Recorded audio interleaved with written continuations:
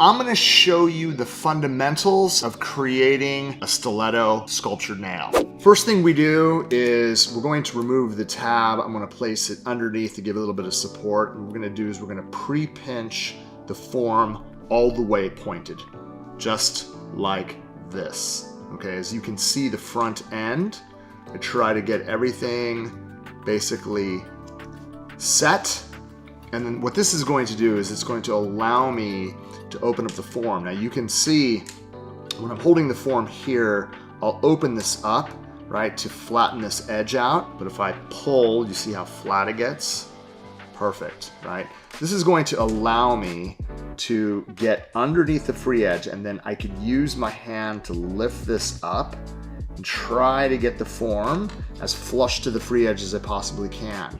I'm going to secure the sides so that it is secure to the finger and the side walls are going to be dead straight. Okay, now once we have the form on, what we're going to do is we're going to build the free edge first. It is really important for you to sculpt the free edge in a stiletto shape so it makes it easier for you to overlay. We're going to be working with cover rosebud. So when I'm building the free edge, what I like to do so that I have clay-like consistency, I'm going to submerge my brush. I'm going to pull down, I'm going to bounce, bounce, bounce.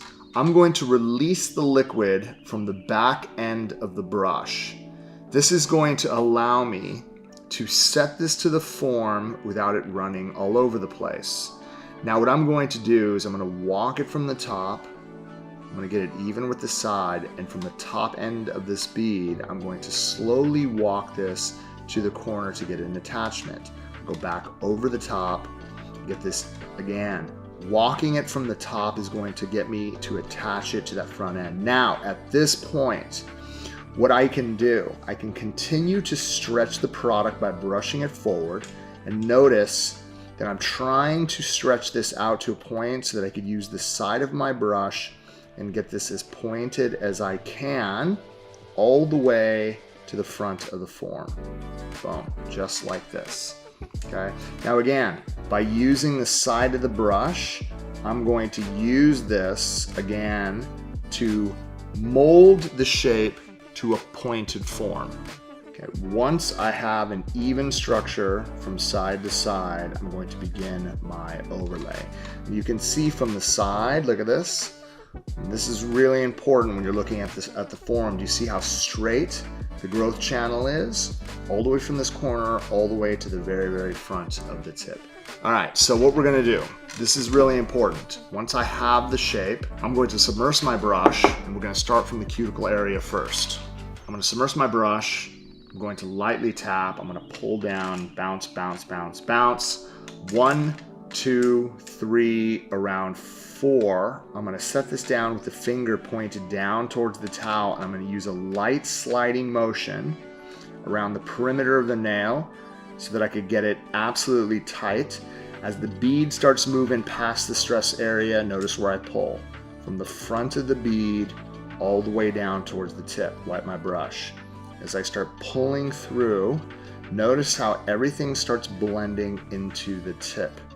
And again, I'm contouring the shape of my brush as I'm working through. Notice from the sides, right, all the way through. If I need to rebalance some of the body, I could use the body of the brush to lightly push back. But again, I'm trying to get a nice overlay without it getting away from me. If I have the right consistency, it's going to be very easy for you to blend it all the way to the front of the tip. Once I have that established, right, all I have to do is fill the front end right here.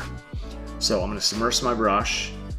I'm going to again get myself a nice healthy bead, and I'm going to set my brush backwards in between where I set the body and the tip that I built, and I'm going to blend back, wipe my brush. Now at this point, all I want to do is walk it over the top. Look at this. And as I start to use the base of the brush and start moving some of the thickness towards the tip, it's going to fill all that negative space all the way to the front end. You could choose to blend back like this. You could choose to use the body to get it even.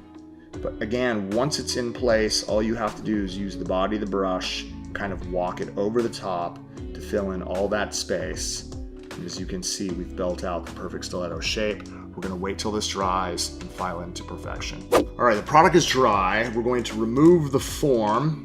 Now, this is really important. We have to file the perimeter shape first before we move bulk from the surface and do a refinement. So I'm gonna keep my hand file straight on both sides, okay? I'm gonna try to get the stiletto as straight as we possibly can, right? So again, from the end of the growth channel all the way out, you can see that I've created that really, really sharp ledge. From underneath, I want to line my form at the lowest point, right, and file up into the growth channel. Once I get that dead straight, I'm going to rotate sides. Now, as you can see on the camera, right, I'm filing up until it reaches. I don't start from the corner and bring it up. I start from the lowest point and file until it gets to this point. The easiest way is by turning the hand directly to the side. And then what I could do is I could line it up at that lowest point, keep contact, and continue to file until my hand file reaches the end of the growth channel so that my lower arches are absolutely flawless. Boom. Okay, now looking down the barrel of the nail to make sure that everything is dead straight. Okay, now what we have to do is we have to remove the bulk with our electric file. I'm going to switch out the arbor band to my safety bit. I'm going to run the electric file between 13,000 and 14,000 RPMs.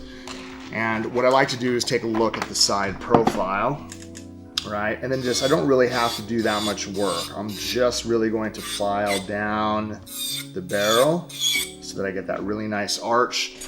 Right, and then I'm going to look down the barrel, the nail, so that I can get the C-curve even. I'm going to work this from side to side. I don't really have to do too much filing. All I'm trying to do is refine it, right, so that, again, you can see from the front, I'm trying to get that C-curve straight by going this way, right, in this direction. I don't want to go this way, because if I go this way, the bit will slip. Now, getting around the cuticle area, again, I don't have to try to blend it with the bit. All I'm trying to do is refine a little bit of bulk, and then I follow through the balance of the nail. And then now what I can do is use my hand file to get it to absolute perfection, okay?